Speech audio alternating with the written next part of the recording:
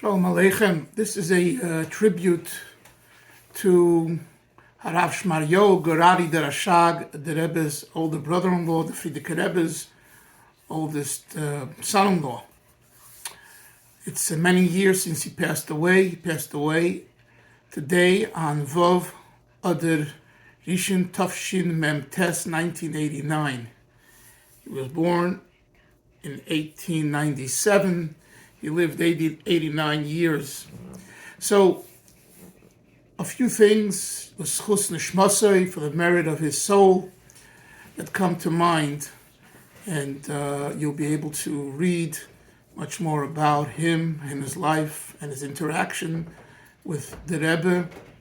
And most importantly, his subservience, his bittul, completely and totally to the Rebbe. He was a Garari, first and foremost. He came from the illustrious family, the Garari family, which goes back to the Maral of Prague.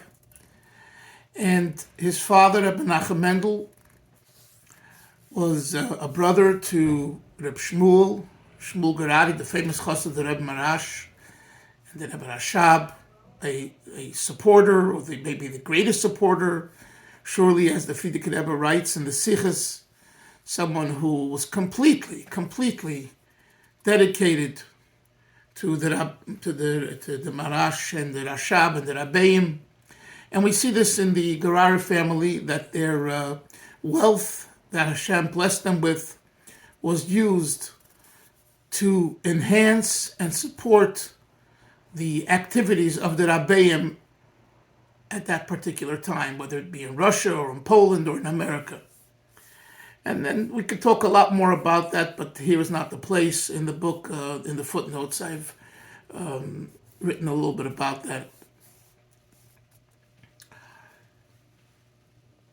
Rabbi Garari the Rashag was appointed the Menayel Poyel of Tomchei Tmimim, what you would call the chairman of Tomchei Tmimim, under the Rebbe, his father-in-law, Rebbe Yosef Yitzchok, the Frierdiker Rebbe, who was the Nasi, the Rebbe, and he was also the president of the Yeshiva. He was appointed during the lifetime of the Rebbe Rashab as the Menayel Poyel. When the Rebbe Rashab passed away in 1919, he took over and he transferred the running of the Yeshiva and the chairmanship of the Yeshiva to Reb Shmaryo Gorari. During the time in Russia, Rabbi Garari was very well connected with Reb Chaim Oizer and many other people in conjunction with the Frierdiker Rebbe's relationship with these Gedolim and Rabbonim and Rebbes to strengthen Yiddishkeit, Bichlal, overall, generally speaking, but also to develop the yeshivas. And they made many yeshivas, underground yeshivas throughout Russia and Ukraine, as we know. Then when they got to Poland, the yeshiva there first, and they had a yeshiva in Poland from 1921 till 1933, but the yeshiva till 35 when they moved to Otfotsk. So Rabbi Garari was involved there. And then we could say that when they came to America in 1940, of course, he came together with the Frierdiker Rebbe. The Rebbe came a year later, in 1949. He was appointed. First of all, he was appointed in 1939, yet while they were still in Otfotsk in Poland, he was appointed as the chairman of Aguch Chabad in 1939. Until then, Rabbi Yisrael Jacobson was the Menahel in 1939. Rebbe wrote him that he's transferring the chairmanship to the Rashag, and we have actually stationery of the Rashag, and as the Menahel of the Aguch Chabad. So when he came to America, then they had members of Shmuel Levittin, Reb Mendel Kunyin, and Lokshin, and many other, Rabbi Jacobson, Rabbi Simpson of the elder Baruch Haskin, all those Chasidim and more. Each one with a different function officially of Aguch Chabad.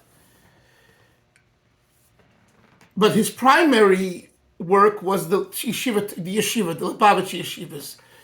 I have an article I found in a local Jewish newspaper in the 1940s. I think it was 1948. It was called the Americana. And it says that there's a whole write-up about the yeshiva that the Rashag had under him, 14 yeshivas, in Rochester, in Boston, in Buffalo, in New Haven, in Pittsburgh, in Chicago, etc., etc., etc. So he was very well connected. Probably you would call him today a politician. He was very politically connected. He was savvy. He dressed sharp. He looked very put together. He had what we call a hadras panim. He was the right person for the right job. He was an askin, a real communal activist, and the Frierdiker Rebbe saw this in him. The Frierdiker Rebbe, saw in our Rebbe that he's meant for godless, for greatness as far as a Rebbe. The Rashag wasn't a Rebbe, but he has his place in the annals of Chabad history. And all the Talmidim of all the Lubavitch yeshivas, which includes all the Shluchim today, come from the Lubavitch yeshivas. And he was the chairman, director of the yeshivas. So in the beginning that meant raising the monies for the yeshivas and dealing with issues. Even years later, when yeshivas started to pay their own bills and take over and all that, they still were under his jurisdiction. And those that were loyal and knew this, because the Frierdiker Rebbe, the Rebbe wrote this to them years before in a letter, when they would need to do something or want to do something, they would check with the Rashag. Rabbi Alter, Mordechai Altine, in the 1970s, there was a certain issue that he wanted approval for, and he went to check with the Rashag. And he ran his yeshiva, he raised his own money, he had his own balabatim. But the Frierdiker Rebbe told him in the 1940s, check with my son-in-law anything about the yeshiva. So he listened to that and didn't deviate and kept it. So we see clearly that the role of yeshivas was given to the Rashag. And our Rebbe, the Rebbe, he too substantiated that.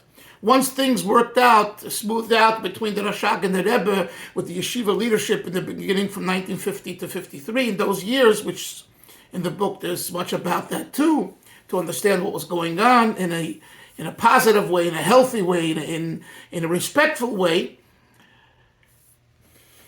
The Rebbe, that was his department.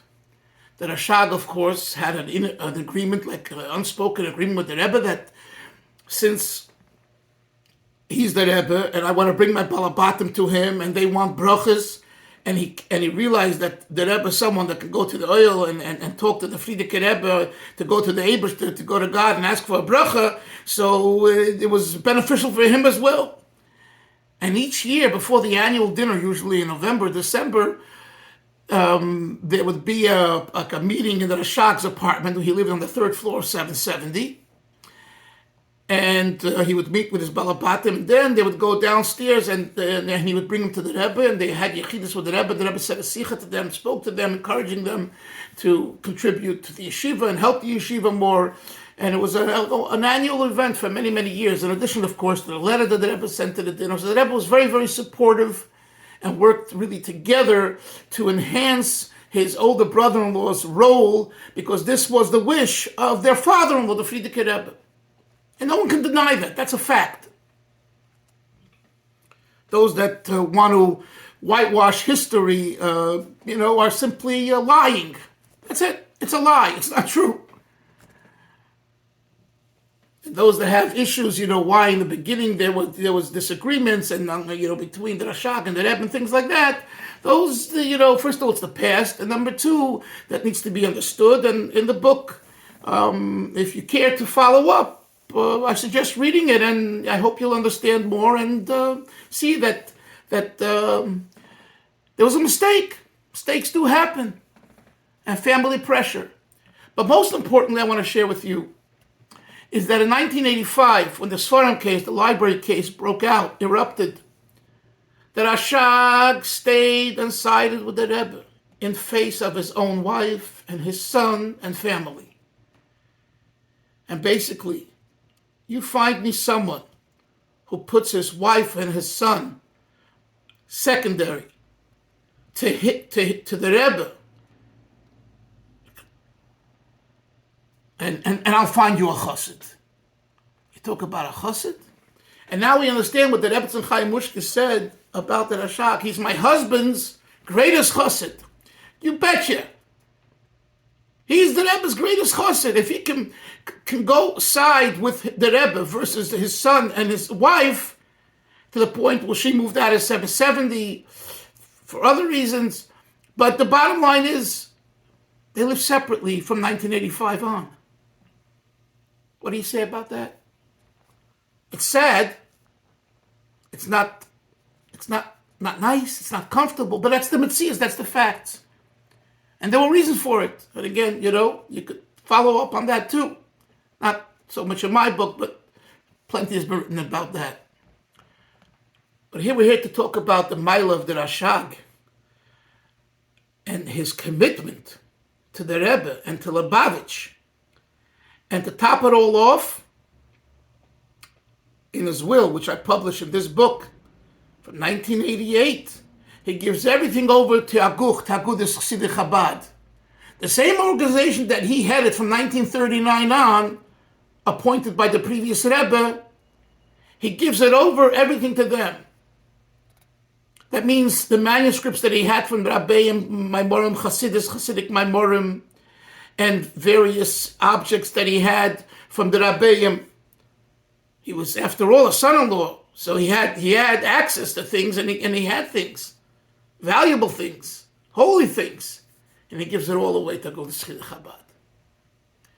So I think on a day like this, as Yahrtzeit, when we reflect back what he did, and as the Rebbe in Tafshin Nun, a year after he passed for the Yahrtzeit, Shabbos Pashas Truma, 1990, the Rebbe made a point to highlight that all the Talmidim, all the students of all the Lubavitch yeshivas are to his credit. So the Rebbe should help that we should have the Kitzur Hanu Sheikh Ne'ofer, V'hu B'teicham, Reb Shmaryo Ben, Rebbe Nachum Mendel, Gorari, the Rashag, together with our holy Rebbe, the Frierdiker Rebbe, and all the Rabbein, the Kiyas HaMesim, the Korev Mamish, Yerushalayim, and HaKodesh, Amen v'Amen.